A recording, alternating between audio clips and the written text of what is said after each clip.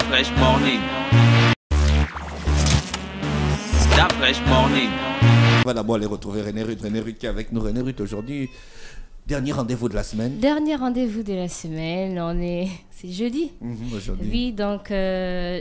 Tu veux que je t'aide directement, ça va? Tu as les problèmes.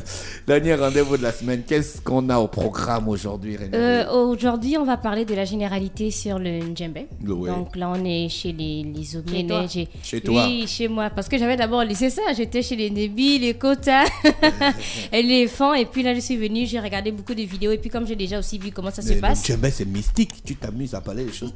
Non, mais tu sais, ce que je vais dire, tu vois, c'est par rapport à ce que j'ai vu. Et ce que j'ai vu, ce n'est pas secret en fait. C'est ce qui se passe dans la forêt. Il faut absolument. Ah d'accord. C'est ce qui se passe dans la forêt qui est secret en fait. Ça c'est entre la communauté, c'est entre elle-même. Maintenant quand elle vient danser, il y a le public qui est là. En fait, ah bon. Oui, en non, fait. Parce que Fallon, quand on va souvent fin fond du Cap là-bas, on revient, il est 18h, les gens dansent le Ndjembé, il n'y a pas de public, hein. Elles sont seules là-bas. Non, en fait, il y a une cérémonie le samedi soir et après le dimanche, maintenant vers les 14h, 15h30, là maintenant on va présenter les danseuses. Mais tu ne peux pas dire que tu vas directement aller voir comment ça se passe du genre à la rivière, comment on va peut-être, je sais pas ce qui se passe là-bas. Si une cérémonie de Ndjembé, tu vas ressortir là-bas vivant. Si tu vas ressortir là-bas vivant, normalement chez les hommes, quand tu vas guetter, chez les hommes par exemple, quand ils font le coucoué, quand tu vas guetter, on va t'initier obligatoirement. C'est comme ça que ça se passe chez les hommes. Où on te frappe, on va t'initier obligatoirement parce qu'on se dit que tu es venu guetter pour voir peut-être comment ça se passe. Mais tant mieux en fait. Donc du coup, tu rentres directement. En fait, ça sert à rien à la curiosité. Maintenant, chez les dames, c'est vraiment, voilà pourquoi c'est vraiment éloigné. C'est toujours au Cap, à Port-Gentil, dans les lacs, au village. Elles font ça vraiment, alors là, éloigné.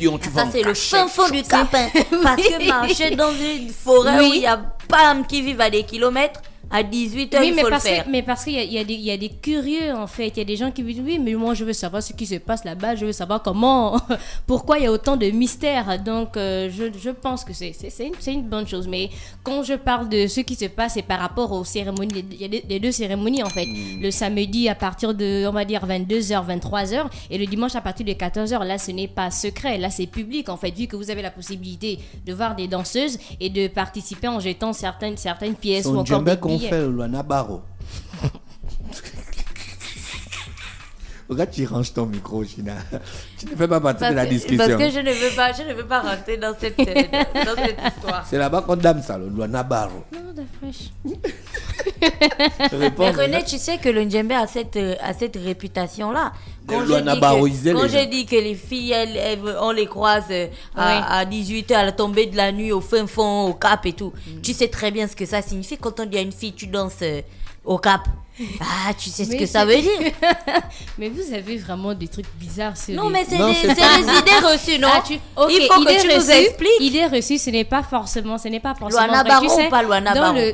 Est-ce qu'on Luana Barolise les gens là-bas? Non. C'est quoi Luana Baro? Voici quelqu'un qui a envie de savoir c'est quoi le Luana Baro. Luana Baro veut dire reste assis. C'est l'équivalent du tabrassi. Ah ouais. Ouais, mais Ndjembé, il y a une connotation comme quoi les filles là-bas, c'est pour chercher les maris là. Pour attacher. Non, mais c'est pas. Ce sont des idées reçues en fait d'Afrique. Dans chaque ethnie, par exemple, on a déjà. Mais non, dans chaque ethnie en fait d'Afrique, tu peux avoir une mère, une grand-mère qui te lave en fait, c'est pas interdit. Pourquoi ma grand-mère va me laver? Au village, mais pourquoi elle va pas te laver? C'est ta grand-mère. Je suis déjà grand. Ça veut pas dire qu'elle peut pas te laver. En fait, on peut aller laver le corps. En fait, on a déjà le lavage là, c'est pas le lavage. Mais on peut. Non, mais c'est pas mauvais en fait de se purifier. On n'a pas dit que c'est mauvais. Peut-être on ne juge rien. On n'a pas dit c'est bon, c'est mauvais. Il y a des plantes dans la fraîche. On a des plantes utiles, donc qui doivent servir. Je vais sortir d'ici, j'ai maintenant le pied qui se gonfle. Oh mais non. Non du tout, la fraîche. En fait, c'est important de se laver avec des feuilles. Pour lancer un truc à quelqu'un, on utilise les fréquences radio. 104.5. Le 15 utilise la fréquence. Oui, on utilise les fréquences radio. Pour lancer un 15 à quelqu'un. Pour lancer un 15 à quelqu'un. Et tu cherches la fréquence. Attends, tu utilises quelle fréquence? Non, il y a beaucoup les fréquences. Donne-moi une fréquence. Je ne sais pas. Allons-y sur les mythes sur le djembé, parce que depuis longtemps brouillé, tu n'as même rien dit encore. Donc, on va parler de la généralité sur le djembé. Donc, c'est un rituel d'initiation des femmes qui marque les principaux passages à la vie adulte. Et le djembé était pratiqué par la majorité des ethnies du Gabon. Donc, les femmes apprennent à cette occasion-là les secrets de la vie, donc que ce soit sexuel ou encore social. Donc les règles de la solidarité de la communauté féminine. Et le djembé représente pour les femmes ce que le buiti, le koukoué représente pour les hommes. Et ce rituel-là exige une certaine préparation qui à présent peut mettre quelques jours, quelques semaines, quelques mois ou encore une année complète. Mais là c'est vraiment quand on parle par exemple de village ou quand une personne doit vraiment être travaillée. Et les jeunes filles sont soumises à des épreuves qui permettent l'accès à la connaissance des valeurs de la société ainsi que du rôle de la femme pour les transmettre. Donc apprendre à cultiver, à nourrir sa famille, à se comporter, à donner du plaisir aussi à son époux.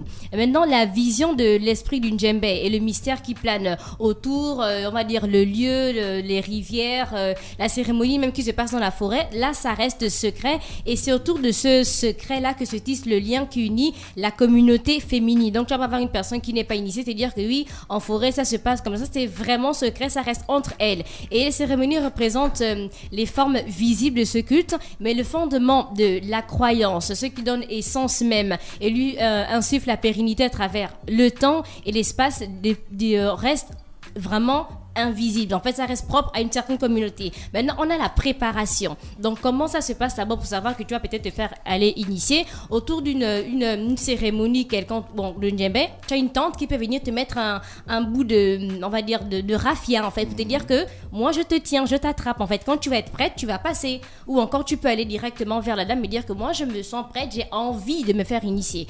Donc là, on va te donner une liste. Tu dois acheter, par exemple, le kaolin, les pailles, la nourriture aussi, qui vont servir à nourrir les... Daniel. J'étais obligée de citer. J'étais obligée de citer le Jack. Donc tu vas acheter aussi la nourriture qui va servir aussi à nourrir les personnes qui participent à la bonne organisation de la cérémonie. La cérémonie, elle reste secrète. Et on a la sortie d'une djembé. Donc c'est le moment de la restitution des initiés à la vie civile. Et la sortie se déroule en 2 parties. On a le samedi soir et c'est la veille pendant laquelle la prétendante initiée, donc pendant la cérémonie de djembé, on a des jeunes filles qui vont se faire initier, mais on a une dame aussi qui doit passer à un grade supérieur. Donc là, elle doit être une Ngwevilo, c'est-à-dire qu'elle doit être mère supérieure, tu vois. Et à côté d'elle, il y aura une dame en fait qui va l'accompagner, qui connaît les feuilles, qui maîtrise bien la forêt. Bon, telle feuille, ça correspond à X, ça correspond à Y.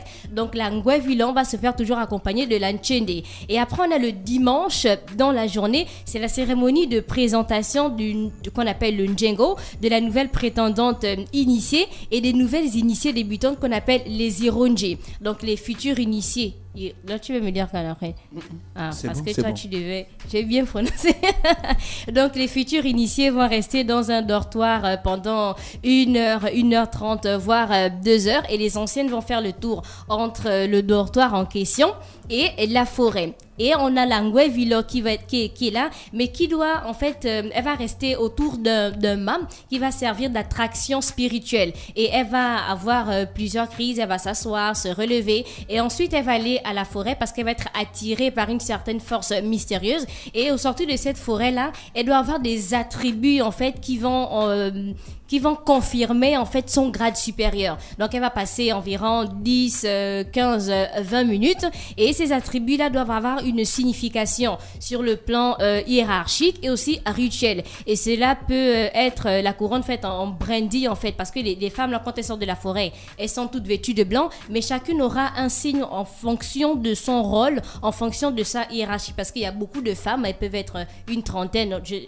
Il y a une image qui circule sur le net là où on voit une centaine de filles qui sont genre toutes qui sont en blanc au cap. Donc il y a certaines qui auront des signes par rapport à leur rôle, par rapport à leur classe, c'est comme ça là-bas. Donc la dame la Ngwevilo doit pouvoir sortir de la forêt avec des attributs en fait qui vont confirmer son rôle. en fait sa place au sein des anciennes, au sein des autres Ngwe Vilo, et elle va toujours se faire accompagner. Donc là, on est le samedi soir et le dimanche, maintenant, aux environs de 14h30, 15h30. Donc là, maintenant, c'est la cérémonie où le public peut venir assister. On aura des jeunes, on aura des vieux, on aura des petits, des grands, peu importe. En fait, tout le monde doit pouvoir assister parce que là, on va faire sortir les nouvelles initiées et aussi la Ngwe Vilo, en fait, la nouvelle Ngwe Vilo qui aura ses attributs, en fait, qui ont prouvé que oui, elle est peu parce qu'elle rentre dans la forêt, elle est toute seule, en fait. Elle aura peut-être une torche indigène, mais elle ne doit se faire accompagner par personne.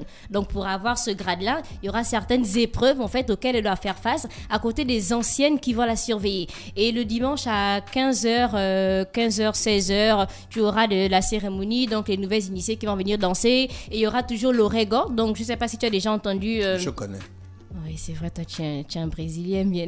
Non, mais le djembé, c'est un art qui est pratiqué aussi dans d'autres pays. Hein. Oui. Donc là, tu vas voir, tu vas écouter, en fait, l'orego avec, il y aura quelqu'un qui va toujours venir taper dessus. Il y aura la torche indigène, tu auras les nouvelles initiées, tu auras la Ngwe Vilo qui va être là. Et en gros, on va dire que le djembé, c'est l'une des danses les plus anciennes. Donc, les femmes là sont reconnaissables par le maquillage et les vêtements de danse. Elles sont généralement en blanc parce que ça signifie la pureté. Et c'était tout pour la généralité sur le djembé aujourd'hui. Merci René Ruth avec nous ce matin sur les 104.5. Rappelez que l'invité du jour c'est Miss Mapin. Stop Fresh Morning.